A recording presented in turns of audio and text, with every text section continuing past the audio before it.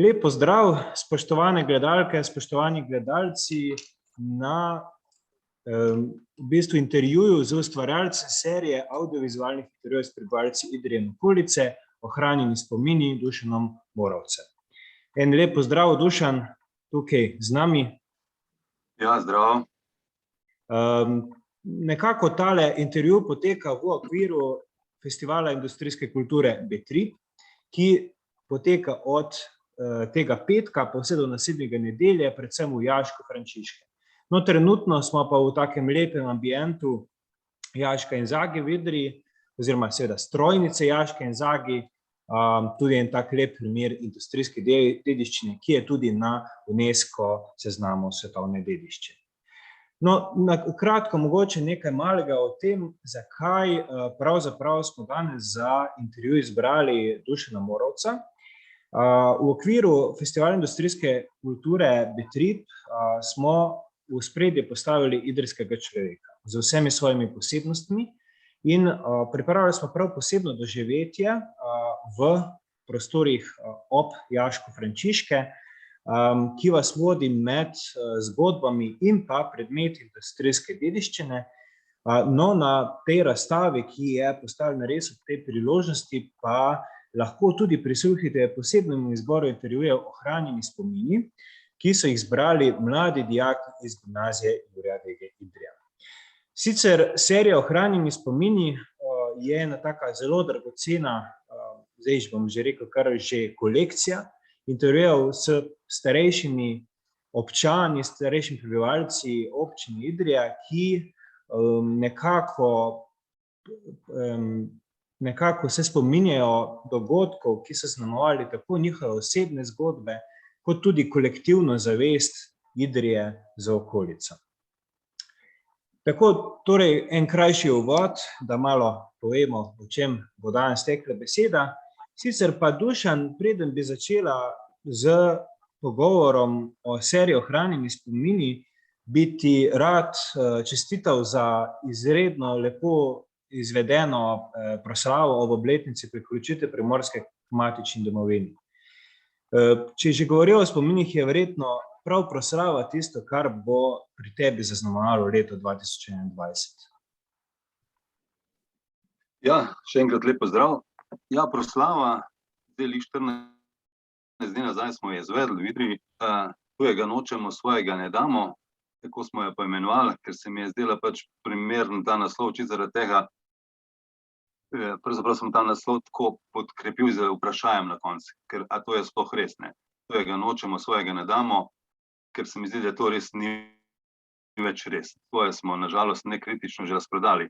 Ampak v bistvu, kot smo rekli že v samem govoru, tam oziroma napovedi Primorske, pa ne damo. No, in pač to je, mislim, da bistveni del proslave, ki je pač izvenela v zelo dobrem vzdušju. Še zdaj dobivamo jaz in ostali ustvarjalci in ljudi, ki smo sodelovali zraven, zelo pozitivne vibracije, bom tam rekel. In glih ta proslava pravzaprav je ena od teh stvari, ki jih jaz rad delam. No, pač to je en tak pogled v preteklost. Jaz sem se, moram reči, iz te proslave pravzaprav kar veliko naučil. Jaz sem veliko vedel, sem kar nekaj vedel o tem problematiki, ki se je dogajala o priključitvi oziroma vrnitvi Primorske k matični deželi. In v bistvu, ampak ko sem se pogovarjal z raznimi zgodovinarji, z raznimi ljudmi, pa sem se zavedal, da v bistvu zelo malo vemo o temu, predvsem pa, da je bila ta stvar do vsega do konca popolnoma nejasna. Popolnoma nejasna v tem smislu, da se bi kaj lahko zgodilo, da mi ne bi bili pač v tej državi, kot smo, ampak bi ostali na drugi strani meje. In bi se verjetno na nek način ne lih tako težavo, kot so se včasih borili za slovenščino, bi verjetno imeli tudi mi še zmeri kar probleme z ohranjanjem jezika. Tako da, čeprav 70 let nazaj, ko se je ta stvar zgodila, je hudo aktualna. Torej, če se recimo naveževa na tole, tudi številni sogovorniki, ki ste jih skupaj z Matjažem intervjuvala v seriji Ohranjeni spomini, se tega obdobja spomnijo. Velikokrat izpostavljajo. Mogoče je tudi zanimivo, kako nekako, kljub temu, da dojemajo to kot negativno, se spominjajo tudi pozitivnih zgodb tega obdobja. nekako se mi zdi, da šele prek teh intervjujev ohranjeni spomini pravzaprav se tudi izpostavila to celotno atmosfero, ki je takrat bila na tem območju. Ja, se v bistvu po moje ena taka značilnost za vse te stvari, ko se spominjaš stvari za nazaj in ko je pač v vprašanju mladost in midva z Matjažem iščeva predvsem spomine, ki so se ljudem zgodili v njihovi mladosti. Je nekako večina stvari, vsaj za večino ljudi, povezane z enim veseljem in z lepimi spomini, kljub vsem hudim stvarem, ki so se jim zgodile. Tako da pač tudi leta naredijo svoje verjetno in pač mogoče malo nekritičen odnos do tistega časa, ampak ni vse bilo tako v njihovih očeh tako slabo, kot je v resnici bilo slabo, no, pravzaprav, ne? Ker življenje takrat je bilo res, po moje, lig zaradi tega, ker nisi mogel govoriti slovensko, po moje, tega si mi niti pravzaprav ne moramo predstavljati. Da ti ni dovoljeno po slovensko govoriti in če že govoriš, da moraš skrivati, to je po moje nekaj pravzaprav nepredstavljivo, no? Ampak kljub vsemu so ti ljudje, ki nama to govorijo, to pač doživeli in so videli pa tudi druge lepe stvari. Zato pač niso vse stvari, ki so se zgodile takrat tako v črnem spominu, no. Dogajale so se pač seveda ljubezni, dogajale so se lepe stvari, spoznavali so se ljudje med sabo, tudi med fašisti, ki so tukaj vodili te stvari, so bili pač vojaki, ki so bili po duši in po srcu dobri ljudje, ne? In so pač pustili spomine tukaj, nekateri so ostali in tukaj je tista izbrisana meja, ki je najpomembnejša. Mislim, da so pač ljudje v osnovi so dobri, no. Ja, se to, v bistvu bi tukaj mogoče še to se navezal. Sam festival industrijske kulture posvečamo mladim, ne? In tudi zdi se mi, pravzaprav, ko gledam te video ohranjanja spomine, da nekako, če pogledamo, rušijo klišeje tistih klasičnih učbenikov za zgodovine, pri katerih recimo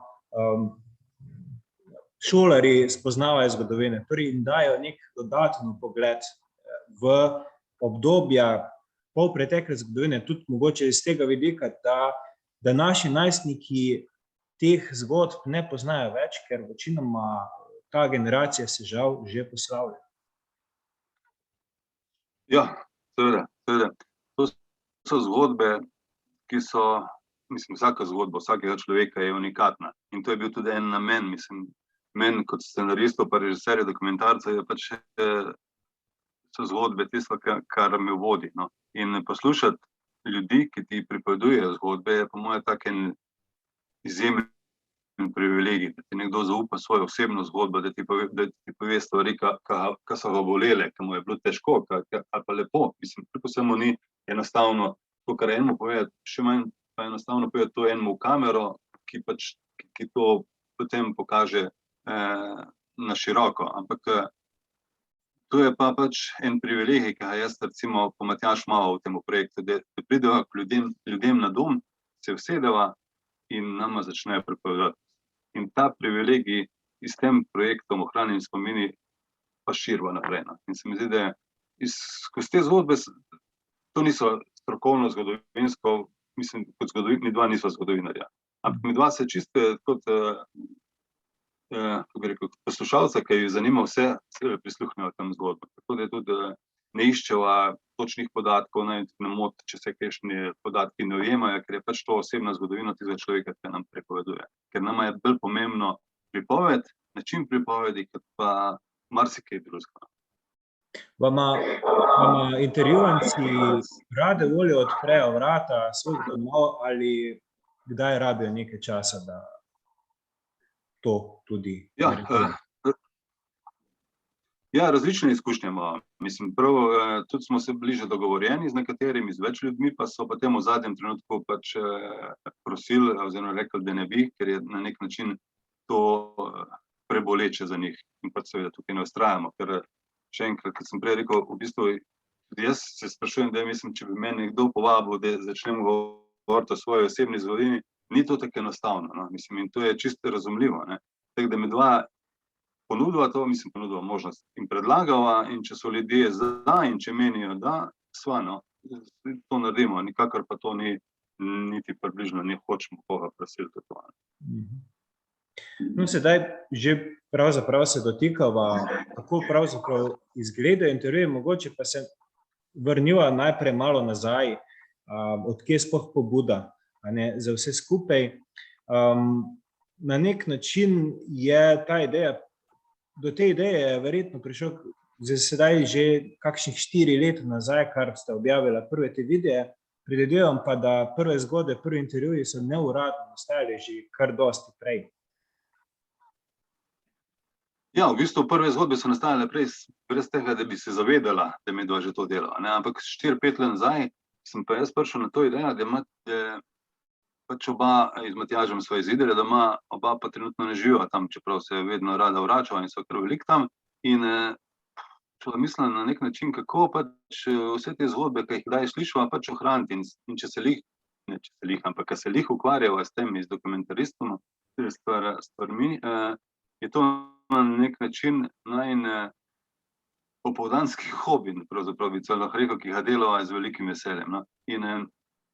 In ko je prva padla ideja, da bi to delala, pač se je to kar takoj prijelo in sva takoj sva vedela, da to je to. No? In vsega se mi pa zdi, da res to taka stvar. Ideja je, da približno 10 ljudi na leto postane. To se nama nikamor nam di, to, ki bo približno posnela, kišno leto verjetno malo več, meni ne. In fascinira me enostavno to, da bo recimo čez 100 let bo to 1000 zgodb. In nekdo, ki bo to recimo, moram tukaj še poudariti, da je zelo veliko pozornost posvečala pa načinu ohranitve teh posnetkov. To niso samo nek spravljanje, ampak so zelo kakovostno spravljanje, tako da bodo predvidevala in upala se ohranili dolg čas. Ne? In nekdo, ki bo čez 100 let gledal te zgodbe ljudi, ki govorijo o zgodbah, ki so se dogajale pred 100 leti, zdaj približno, ne? Mislim, da je to en tak fascinanten trenutek. Mene je to kar malo stresje, ko mislim, da mi nekdo govori, kako je, naprimer, en tak spomin imam, kako se spomni, kako je v eni hiši prvič bila prižgana luč, prvič je prišla elektrika. In to verjetno bo čez 200 let res kot ena znanstvena fantastika, kako je to možno. Ampak tukaj res človek nam pove, kako je prižgal prvo, ena sama žarnica je bila v bajti. In to me navdušuje. Toliko 1000 zgodb, ki jih bomo lahko slišali raznih ljudi, pravzaprav. Če bi sem to recimo delal jaz do konca življenja, bi mi bilo odlično. Je pa vse to vajno delo prostovoljno, na prostovoljni osnovi. Ja, to je prostovoljno, na srečo sva dobila tudi nekaj ljudi, ki nam pomagajo, to je predvsem občina Idrija, z enim takim prispevkom, ki pokrije neke osnovne stvari. Zdaj, lansko leto so se nam podružili, pa jih z veseljem povem, še 3 podjetja iz Idrije, to so Kaskader, Bonprix in Citgrad, ki so pač videli v vsem tem nekaj in so nam z enim sredstvi pomagali, tako da lahko pač tehnično še boljše vse skupaj delamo.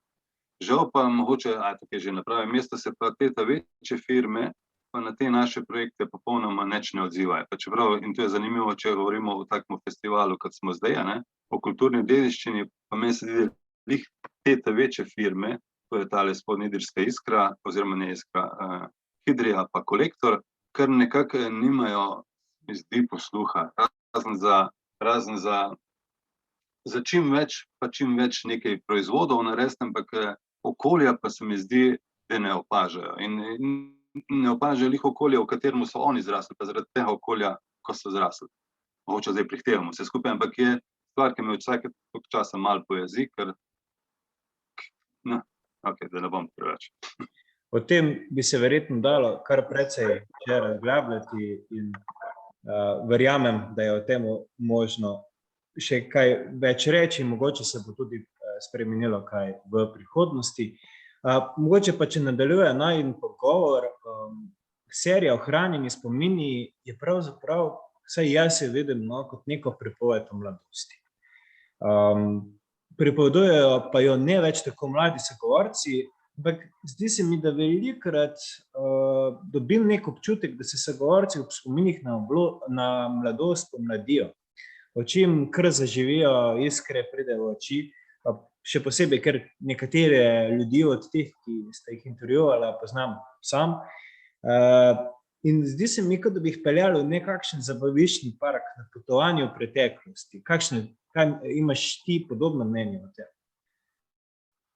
Ja, definitivno. Ljudje, ki se odločijo, da bodo govorili, potem zelo radi govorijo in povejo, ne, svoje stvari. In je res, mislim, to je še enkrat, to je tisti privilegij, ki ga imava jaz pa Matjaž, ko sediva tam nasproti tem ljudem,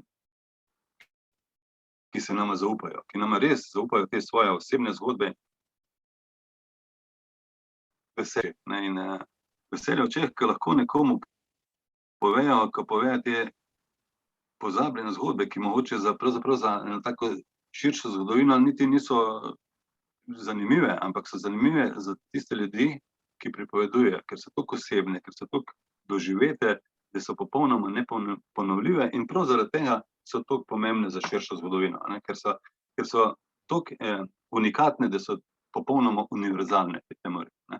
Zato je, mislim, čudovito je, ko vidiš človeka, ki se usede tam in začne pripovedovati in včasih mu misel kar zaide, pa se vidi, pa se ustavi, pa razmišlja, pa se spomni še kaj in je fajn, ne. Kako pa izbirate svoje sogovornike? Sogovornike v bistvu, čisto na začetku so imela vsak nekaj ljudi, ki so jih poznala, ki so se nama zdeli zanimivi na tak ali drugačen način. Zdaj pa sogovorniki nekako nam jih kdo predlaga, ali kdo pomeni, zdaj tale naša internetna stran Ohranjeni spomini je kar gledana, tako da ljudje vejo že, za kva se gre, tako da nama ljudje sami predlagajo nekaj, da je spet kar naključno srečo in vidiva, da so zelo zanimivi. V lanskem letu se pa nama je pridružila še Danila Zaletel, ki pa precej dela prav na tem spominu na Idrijo. In ona tudi veliko, to bo tudi en del projekta, ki ga bomo tudi v Ohranjene spomine dali, malo več pozornosti dali na samo idrsko besedo, ne. Ker ona ohranja zgodbe v čisti idrščini in bomo imeli tudi en tak predalček, recimo tem, kjer bo zazvenela še čista idrščina, taka kot je bila včasih, skozi zgodbe, ki so se včasih zgodili, tako da bomo delali na temo, na zgodbah, ki jih bomo slišali, ki so zanimive sami po sebi in še sami idrščini, ne. In tukaj je Danila Zaletel zelo pomemben nov del naše ekipe, ki prinaša na tako svežino in še širši pogled, no. Če naj jo pa zdaj gledajo ljudje, oziroma ko naj jo gledajo, smo pa za vsak predlog izjemno zainteresirani. Tako da vsakega kontaktiramo, z vsakim povemo, tako da tudi v bistvu ena stvar, ki je pa razmišljam, da ni pa več nujno, da bomo samo delali pogovore s starejšimi ljudmi. Ker v bistvu, kaj bi čakali, da nekdo odraste, mogoče boš ti zanimiv, da ti kar naslednjič postavimo vprašanje, kako je bilo, ko si bil ti še mlajši, kot si zdaj, ne? Kaj se spominjaš? Ker imaš ti drugačen spomin zdaj, kot ga še imel čez 40 let in bo mogoče zanimivo, kako ste se vi igrali, pa kaj ste se igrali. Že zanimivo bo za te mlajše, ki vse delajo prek telefonov, verjetno vi še niste imeli toliko vsega tega takrat, ne, čisto toliko noter bi. Tako da bomo malo razširili, ampak ne bomo pa zdaj šli v kakšne hude inovacije, ampak par stvari pa bomo. No, recimo, ko si ravno to omenil, vprašanje, ki se navezuje na tole, tudi sam si seveda kot jaz nekako bil nekoč mlad, ne. Idrija je bila takrat ravno tako polna ljudi z ohranjenimi spomini, kakor bi rekli. Zdaj, če pomisliš za nazaj, če seveda govorimo, bi koga še posebej rad videl pred kamero. Zdaj, nekaj desetletij verjetno je prepozno, ampak to, da bi zdaj v bistvu videli njihovo podobo, pa takrat seveda to ni bilo izvedljivo oziroma ni noben pomislil na to. Ja, kar polhnih je takih, ki si jih mogoče niti ne spomnim po imenu, ampak polhnih takih ljudi, ki nam bi znali, mislim, toliko enih stvari povedati, ko pol šele pomisliš, kako bi bilo zanimivo, če spomnim se, ne vem niti po imenih. ampak imam celo plejado ljudi pred očmi, ki sem jih takrat srečaval po mestu. Zdaj po imenu res preveč jih je, pa tudi ne vem, katerega bi izpostavil, ker načeloma pravzaprav je vsak je zanimiv. No. Mislim, v Idriji je bilo pa včasih mogoče še toliko bolj zanimivih ljudi. Ne. Mislim, to je malo napačno rečeno. Mislim, je bilo mogoče še bolj pestro. Jaz recimo se spomnim, če se vrnemo malo na eno tako svojo zgodbo, čisto, ki je tudi večkrat povem in ki mi je taka zanimiva, recimo, kako jaz vidim Idrijo, recimo leta 80, ko smo začeli v punk bandu Kuzleš. Leta 80 je bila Idrija še taka čisto pod vtisom Rudnika, ki je takrat se že zapiral, ampak vse okolje je bilo čisto pusto. Mislim, hribi so bili zelo pusti, zelenja je bilo zelo malo, ne, mislim, je bilo taka bolj ena sivina je bila, tudi hiše so bile čudne, ne. Ampak jaz se spomnim, mi smo hodili v mestu po Idriji, v tistih naših opremah, nikoli smo že bili, ampak po ulicah se srečal izjemno, naprimer, zanimive ljudi. Si videl, naprimer, knape, ki so hodili z enega jaška v drugi jašk delati in so bili v teh svojih rudarskih oblekah in to je bilo čisto normalno, da so hodili po mestu. Videl si one penzioniste, ki jih še zmeraj vidiš, ko stojijo na sončku, kje pa se grejejo, pa se pogovarjajo. Pa si videl pa tudi polno enih pacientov iz psihiatrične bolnice gor iz Idrije. Takrat jaz se spomnim, tako spomin je, da so pač imeli večinoma prosti izhod in so hodili v tistih svojih dolgih bolniških haljah po mestu, ne. In je bila ta sivina, živobarnost vsega je bila neverjetna. Za nas takrat, ko smo bili stari 16, 17, 18 let, je bila pa najbolj pomembna, se mi zdi, vzgojiteljska šola, ki je bila takrat na gimnaziji. To je pomenilo takrat za tako Idrijo, kad je koliko 6,000, 7,000 ljudi, ki nas živi tam v Idriji, je vsakega septembra prišlo 300-400 punc, predvsem punc, vzgojiteljci iz cele Primorske in cele Slovenije, ampak bolj Primorska, recimo, da. In na tako mesto, da 7,000 ljudi daš 300-400 mladih, čudovitih punc, mislim, da je bil za nas, mislim, taka res mavrica raznobarnosti vsega skupaj. Mi se spomnim, mi smo prav takrat 1. septembra smo hodili dol na avtobusno postajo in čakali avtobuse in gledali vsa ta dekleta, ko so prihajala. In ta živopisnost mi je ostala v spominu takrat, živopisnost kljub vsej tej sivini, ki je bila takrat mi je ostala v glavi. Mogoče, če poveževa s tem, je takrat, ko je bila sivina, manj bar v Idriji, bilo tako, da so bili ljudje manj sivi, so bili, že prej si rekel, da se ti zdi, da je bilo bolj sproščen oziroma bolj posebnih ljudi, no, ampak se ti zdi, da je bila takrat Idrija bolj sproščena, so bili tudi zaradi knapovščine in vsega ljudje tukaj bolj sproščeni kot danes, ko pač je poteka bistveno bolj večja globalna tekma, tako rekel tudi. Ja. Ja, mislim, definitivno tako občutek imam. Mislim, se zdaj, če gledaš same gostilne, recimo po Idriji, mislim, mogoče je 200, tako da je par ljudi noter, pa da se malo družijo. Zdaj je po gostilnah v bistvu ni več ljudi, no.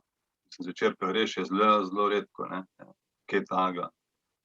Parki, mislim, tukaj imam še eno tako zanimivo anekdoto, pravzaprav Jurij Pfeiffer, prijatelj moj slikar, ki je žal lansko leto umrl, je tudi včasih rečel malo po teh gostilnah, pa se malo zabaval, pa sem ga enkrat par let nazaj vprašal, če on gre še kaj po gostilnah, pa tako kaj popiti, pa vse to. Je rekel, da se mu pa ne da več, ker tako za šankom so, pač da v gostilnah ni več ljudi, ampak za šankom so samo še profesionalci, pač tisti, ki nekaj ruknejo pa grejo, tako da je tudi pač s temi ljudmi kaj prav veliko, verjetno njemu kaj zagovorno in to je to. Mislim, ni več te pisanosti. Potem, ko jaz vem, včasih je ta park, Idrijski mestni park, dosti bolj živ. Tam smo preživeli kar marsikajšen dan, marsikajšno noč, pravzaprav. Polno več druženja je bilo, mislim, fizičnega druženja kot zdaj, no, mislim, to pač je to normalno, ker pač smo v taki dobi, ampak se je dosti več pogovarjalo dosti več smo se družili, dosti več je bilo nekakih izmenjav zgodb. Mogoče je tudi to, ker je tak manjko meni manjka zgodb, mogoče, zato smo tudi nekako prišli do teh ohranjenih spominov, da kljub vsemu slišimo te zgodbe, ki včasih so bile. Včasih si v gostilni koga srečal, pa ti je povedal take štorije, ki nismo govoriti, zdaj pa bolj malkrat se to zgodi. Ampak to je zdaj vse povezano. Ta rudnik pa to tovarištvo, se mi zdi, ki je osnova vsega skupaj tovarištvo, rudnik, da je ta ena osnova, ki je bila takrat, ki je delovala tudi na nas. Mislim, da je pač tovarištvo pomembno, druženje pomembno.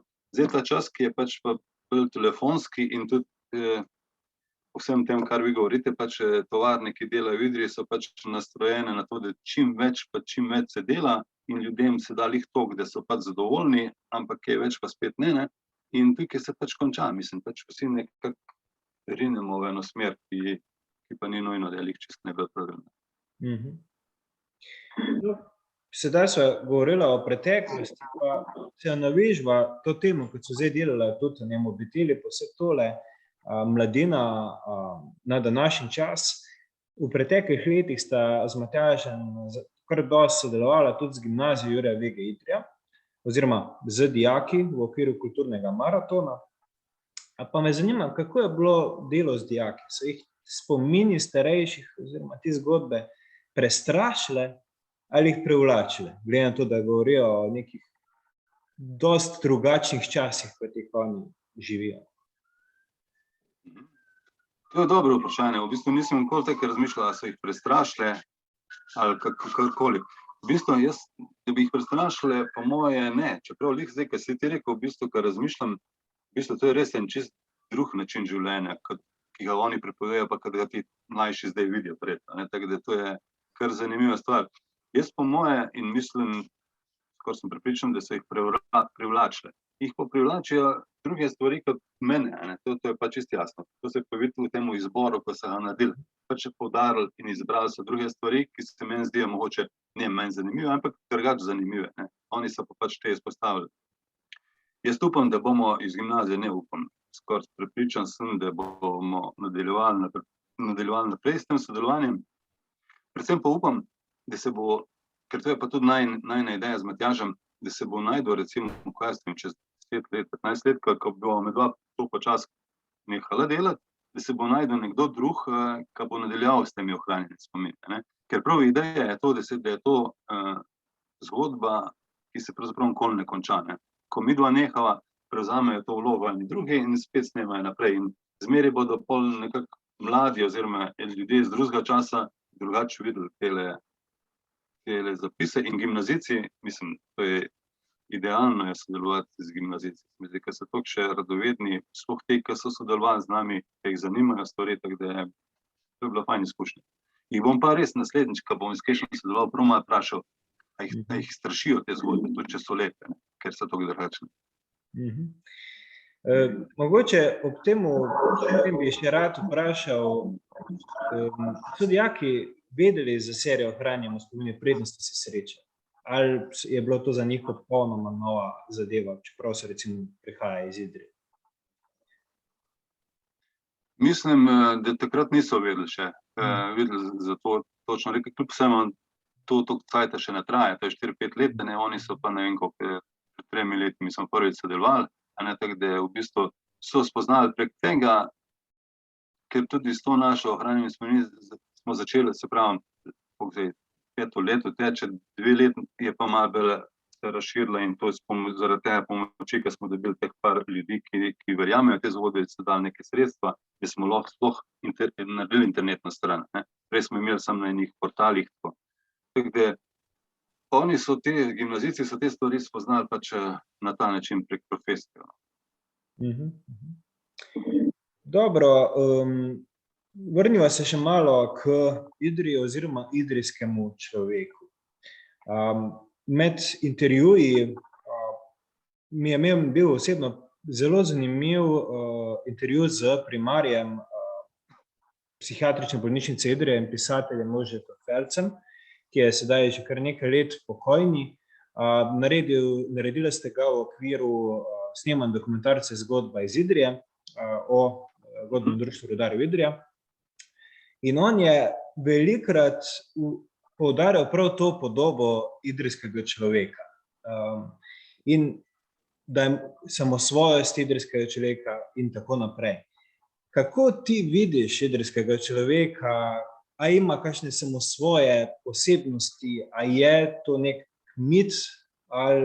Oziroma, a je kaj na temo? No, tako govori.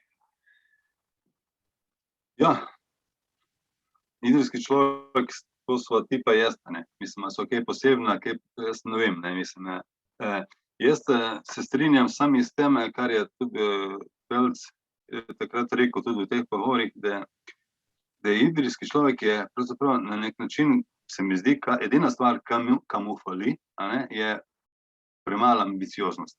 Ampak ambicioznosti ne v tem, da ne bi kaj upal narediti posebej, ampak da bi se ambiciozno postavil navzven. No. Mislim, idrci, pač, kakor jih jaz poznam, so ljudje brez zadržkov, so pogumni, pa vse naredijo, ampak nekako neambiciozni so pa v tem smislu, da bi se šli ven, no, mislim, da bi pokazali svoje znanje malo odsune, kjerkoli, to je že od Ljubljane naprej. Ne. In ta stvar jaz opažam že z časa punka, ko smo bili Kuzle, ne, v Idriji je bilo že takrat ogromno enih bendov, pa je marsikajšen po moje bil tudi boljši kot Kuzle, ne.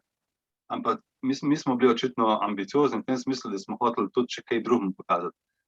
Tem idrcem, ostalim bendam je pa ambicioznost se končala v njihovem prostoru za vaje. Bili so ful dobri bendi, ampak niso pač, in to jim je bilo zadost, ne. Njim osebno je bilo zadost, ni bilo treba, da so potrjeni še od neke druge. Se mi zdi, da tale ambicioznost je mogoče, malo manjka, recimo. Ampak to ni nič slabo, mislim, zakaj bi pa mogel nekomu kaj pokazati, če ni treba, ne. To recimo, ampak skozi te intervjuje, ki jih pa delava za to, mogoče bi sem tako še poudaril, tukaj se pa tudi spozna tega idrskega človeka v vseh teh naših pogovorih, najin način snemanja je prav tak, da v bistvu, ko snemava, jih snemamo ljudi take, kot so, in to so pač nobenih montaž ne delamo pot, ne. In tukaj se pač spoznavamo človeka tak, kot je, z vsemi tistimi govornimi napakami, z napakami v besedah, s tem, ko se ustavi, ko razmišlja. In to je, v bistvu, za te cajte današnje je to v bistvu zelo dolgočasno, ne, ker vse, kar gremo po internetu, je vse narezano, tako da ni trenutka sape vmes, tako da bi človek vdihnil. Meni se zdi pa lih v tistem, ko človek konča stavek, pa vdihne, pa mogoče tja pogleda, v tistem trenutku lahko povzameš vse tisto, kar je on prej povedal, ti razumeš na nek način in mu pol dovoliš, da pripoveduje naprej. Ti si zapolnjen, on pa spet, ne. In to je ta princip, se mi zdi, ohranjenih spominov, kaj je tudi pomembno, da ohranjamo vse te stvari. Ja, to je v bistvu zanimivo poslušati. Recimo, mi smo imeli v petek tudi delavnice z dijaki, recimo, na katerih smo govorili o Idriji, o specifikah idrijske kulture, še posebej pa smo v ospredje postavili industrijsko kulturo. To je sicer en izraz, ki se zdaj v zadnjem času malo več pojavlja in gre nekako, napovezuje seveda industrijo in pa kulturo, torej v našem primeru seveda knapovščino in pa kulturo. No in recimo, kaj tebi pade na pamet, če povežemo industrijsko kulturo in pa Idrijo? Kaj je tukaj neka specifika Idrije? Je kakšna specifika, da bi ti videl recimo v primerjavi z drugimi mesti v Sloveniji, mogoče tudi v Ljubljani?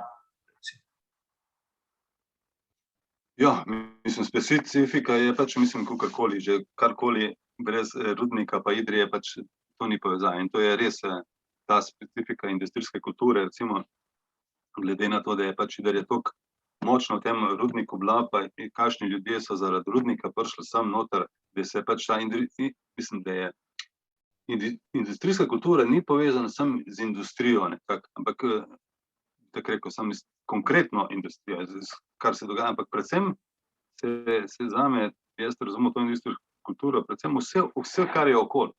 Ker se mi zdi, da je tista, recimo, fabrika, rudnik je tista osnovna stvar, ki je gonitelj, zaradi tega, ker je toliko inovativen rudnik bil, je pa vse okoli še toliko bolj inovativno delalo pa raziskovalo. Jaz verjamem, če bi bila samo ena navadna ne vem česa, tovarna tam, verjetno ne bi toliko enih ljudi prišlo sem raziskovati samega dela, samega procesa in s tem tudi vsega, gremo na okolico, tudi na botaniko, da ne naštevamo vsega. In mislim, da je industrijska kultura je izjemno širok pojem, tako jaz to predstavljam. Prinese veliko. Ste pa z Matjažem posneli intervjuje tako z Idrijčani, kot prebivalci nekaterih vasi in zaselkov v okolici Idrije. Se ti zdi, da so zgodbe vaških ljudi drugačne od mest? S tem se pravzaprav jaz niti ne obremenjujem, ker me so zgodbe pravzaprav, zgodba je zgodba. Človek je človek in pripoved je taka, kot je človek pove. Mislim, v okolju ljudje govorijo seveda o okolju, v katerem živijo, ga tudi na nek način predstavljajo, ampak jaz pravzaprav nisem razmišljal o tem, kako se to razlikuje. In ta naše osnovno izhodišče, ko pridemo tja na pogovore, pravzaprav sploh nimamo veliko vprašanj, ampak je bolj, kaj se vi spominjate, kako je bilo, ko ste bili mlad, kakšna je bilo Idrija, kakšna je bila okolica okoli vas, in od tukaj se pač začne zgodba. Tako da, če bi pa šel čisto za tem, bi se pa verjetno razlikujejo zgodbe. Ampak to v tem trenutku pa na ta način nas niti pravzaprav ne zanima. Je pa obisk sogovorcev, kakor sem že prej rekla, nekakšen vstop v njihov svet, vstopiš v njihov dom. In meni je bilo zanimivo recimo poslušati intervju z legendarnim trobentačem Ludvikom Čibejem, ki sem ga pač letos prvič videl v celoti, narejenega, prej samo izreznega v dokumentarcu. In na koncu recimo se sliši na zdravljenje s kozarci. In hitro začneš razmišljati, kaj se recimo zgodi, ko enkrat kamera se zapre. Imate kakšne zanimive anekdote, ki se recimo dogajajo v teh vstopih v domovih? Pač verjamem, da so zelo zanimivi ljudje na drugi strani, z vsemi svojimi posebnostmi. Ja, to se pač kljub vseh tem kar delam dokumentarce, se to kar velikrat zgodi, recimo, da koliko nehaš snemati, ko pospraviš stvari, te pa začnejo šele prave zgodbe. In ne vem, kako to mislim rata, ampak na nek način rata, da pač mi proizvode vlastnemo vse te naše aparature in predvsem pospravimo, ampak to je pa spet privilegij, ki imamo jaz pa Matjaž. Mislim, vse mogoče pa ni treba, da vsi vse vedo. In to je, ene so tudi mogoče malo bolj take pikantne zgodbe, ki jih nam povejo, ki jih tudi drugače ne bi povedali, pa so fajn, pa jih dveva sem med dva, pa oni, tako da to je, mislim, ne vem, to je ta oseben stik, ki ga je verjetno malo premalo in ki ga s temi ohranjenimi spomini skozi privalo naprej, je brez kamere verjetno še malo bolj osebno.